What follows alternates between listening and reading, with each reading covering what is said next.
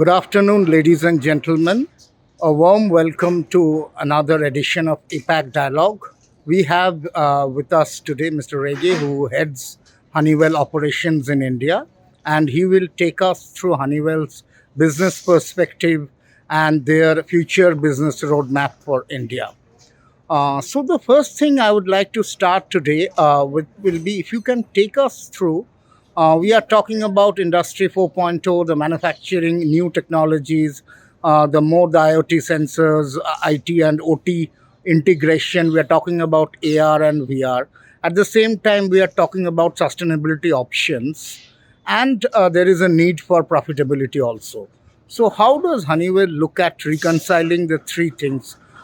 Deploying new technology, having the sustainability options, as well as ensuring profitability is also met. So, thanks for inviting me on this call. Sustainability is a very relevant, very important issue uh, today. Right? So, any product, solution, technology offering that needs to be taken to market needs to have a very strong sustainability element to it.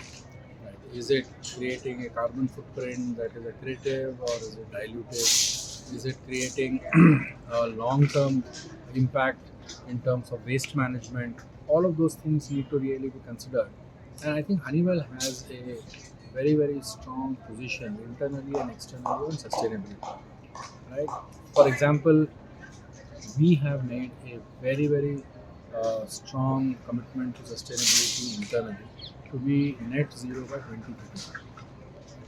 Now, that is on the back of a combination of processes, technologies, education that we drive internally inside the company. And we have matrices to measure it. For example, since 2004, we have reduced our impact by almost 90% up to 2020. Now, in addition to that, we have a huge portfolio of products and solutions that we take to market. So, for example, battery and energy storage systems. India is going to be big on solar. It is going to be big on wind. But as you're aware that these energy generating elements are not a 24 by 7 elements. So you need to have a very mature, very capable, very robust energy management and energy storage system, which is what our battery energy storage system is. We now have additionally areas which work on managing, how do you take waste plastic and help build stronger roads. Titan, a product from Honeywell, does exactly that. In India, you see a significant acceleration in aviation traffic. So we just recently announced an offering for the aviation space on ethanol to sustainable aviation fuel. So what you do is you take basically ethanol from either sugarcane or from corn-based sources and make whoever makes ethanol out of it. Our technology has the capacity to convert that through an appropriate process into sustainable aviation fuel. We are working on extending that process to generate or create biodiesel as well. Now, if you look at the growth of aviation, the growth of transportation, both passenger transportation as well as freight transportation, technologies like these will have a significant multiplier effect on carbon, emissions, uh, net zero, and progress that India will make in its net zero journey. Okay, so one question that came up also, this process of ensuring that all enterprises and organizations adopt the sustainability goal, it takes a longer time. So there is a definite roadmap. So how, from an Honeywell perspective, you are managing to do a sustainable business also, along with managing achieving that sustainability goals also. So during the transitional roadmap, what are the challenges in managing that? No, so business profitability is uh, you know one aspect. Sustainability solutions are another aspect. But if you are able to combine the two, then you have the best of both worlds. Right? Now, when we talk about sustainability, right, if you use lesser amount of power to deliver a certain outcome, you are being sustainable. But at the same time, it is creating a impact on your bottom line. So it is also becoming more profitable. So all sustainable solutions maybe to start with may have a investment cycle, but they will eventually drive more efficiency, more effectiveness, and better returns. Whether it is returns that you see in the business or how you are perceived by your investors and the marketplace as such, you will see better returns on that. Okay, okay. Can you take our viewers through the structure of Honeywell in India, especially in terms of the different business units and how they are aligned to each other from a business standpoint? So worldwide, Honeywell has five strategic business units. The first business unit is our aerospace and defense. In that, as a part of that business, we work with commercial airlines. Actually, we work with large aircraft platform players. That's the right word, like Boeing and Airbus, in offering a number of subcomponents. So auxiliary power units, avionics, environment control systems are all what Honeywell offers into the market.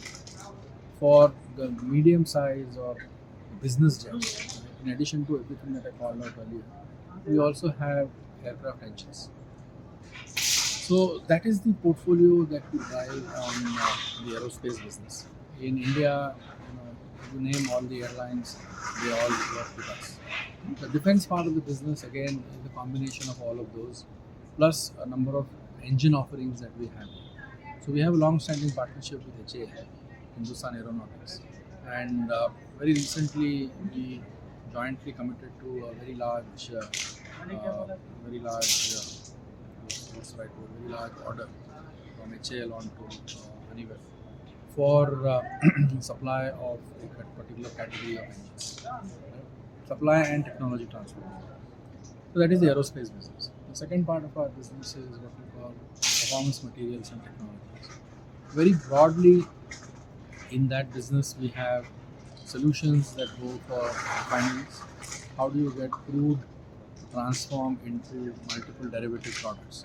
I think that whole transition is done by a business of ours called UOP, Universal Oil Products.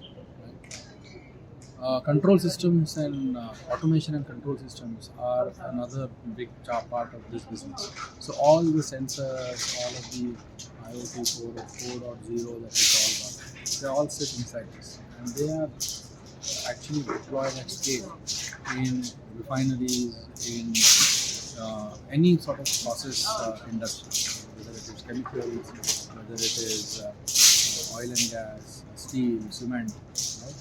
So wherever there is a question of temperature, flow, pressure management, Honeywell Process Solutions has solutions that take these basic elements and convert that into actionable insights. The third part of that business is about advanced materials. Advanced materials has a number of very interesting molecules.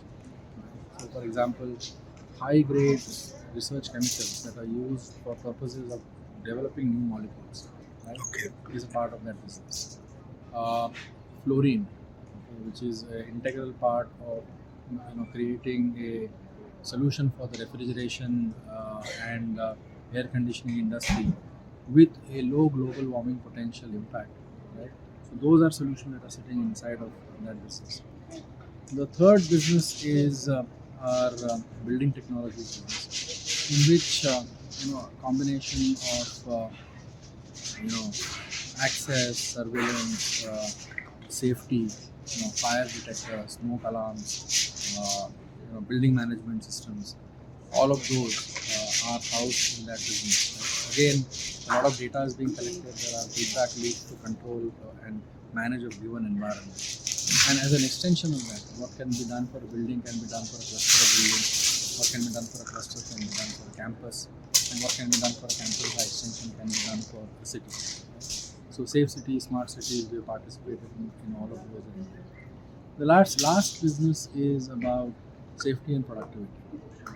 How do you keep people safe in an industrial environment? So the whole N95 masks that became so visible, we have been in that space. We used to be in that space earlier. Uh, Personal protection equipment, PPEs, right? We do a lot of that. And then there are parts of that business that also look at warehouse automation, solutions for e-commerce, handheld scanners, barcode scanners, all of that. So all in all, these are the four quote unquote hardware, software, firmware businesses of Honeywell. There is a fifth business called Honeywell Connect Enterprise, which essentially is a software and a data business that sort of builds solutions to kind of leverage the data and put the data into actionable insights. Okay. Thanks. So, last question I would like to ask one very briefly, if you can tell us the go to market strategy that the four main business and underlying software business follows, and looking ahead for the next 4 to 5 quarters, from an India perspective, what are going to be the key focus areas? See, we have what are called long cycle businesses and short cycle businesses. Okay. For example, if a smart city implementation is happening, it is not going to get over in 90 days. It may take maybe a year, 18 months. Now, the short cycle businesses are our product business. A fire, or a gas separation device, or gas detectors. All of those. These are all products that people buy, build it into their solution, and take it to market. So, our go-to-market is a complete spectrum. We have our own teams that engage with the customers. They help create the demand, and in some cases, for large, complex, strategic projects, right? We take on the responsibility of, or we become the prime for those projects. For others, if there is a large project where we believe that our best play is partnering with somebody else, so we partner with a whole host of very, very reputed, large uh, contractors for these kind of EPCs for these kind of jobs. And for the third part is the short cycle product kind of businesses. Very clearly, we have a whole array of distributors and resellers that are sitting on our businesses. So, depending on the business, meaning in the aerospace business, there are no distributors and resellers, right? But in our electrical products business, there are distributors and resellers. In big projects, big partnerships, the big, long cycle sales, we engage directly.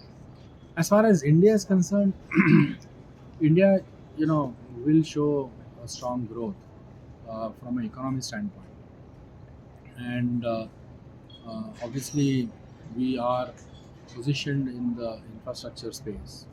So I'm quite confident at one level, hopeful at the other level that if there are no unforeseen hiccups, we should see strong growth both for the economy and for our business, which is so closely connected with what happens in the economy.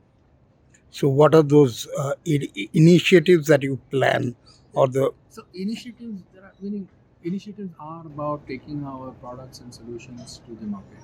So driving sustainability conversations with customers, right? Helping, set up intelligent buildings, right? Helping people automate warehouses, right?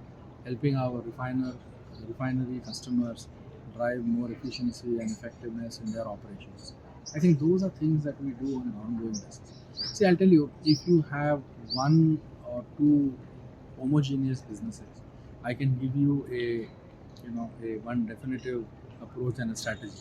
We have 5 SDGs and we have 36 or 37 LOBs, and each business, is fairly independent. They look at the market, look at the opportunities, and then drive strategies to create the most optimal impact for Honeywell in those spaces. So there cannot be one size fits all. It's all. The one or two things that are common in all of this is that we collectively leverage all the assets and investments in India for creating a larger impact for India as well as sitting in India for the company worldwide. Okay. Thank you.